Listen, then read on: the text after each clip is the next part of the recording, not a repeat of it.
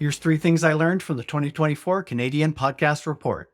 Triton Digital pulled together Canadian data to put together this report about the Canadian podcast industry. So much of what we know about the podcast industry is based on American data, and we're, a whole different country. So the first thing I learned from this report is that French language podcast audiences are growing faster than English language in Canada. They've grown by 65% in the last 3 years. The second thing that caught my eye is that when you compare the typical Canadian to the typical Canadian podcast listener, they end up looking younger, more affluent, more educated, and a little more male. And the third thing I noticed in the report is that smart speakers haven't really taken off the way we expected them to 5 or 10 years ago. Mobile really dominates. Again, not a big surprise. How else do you think Canadian podcast listeners differ from those in other parts of the world? Let me know in the comments.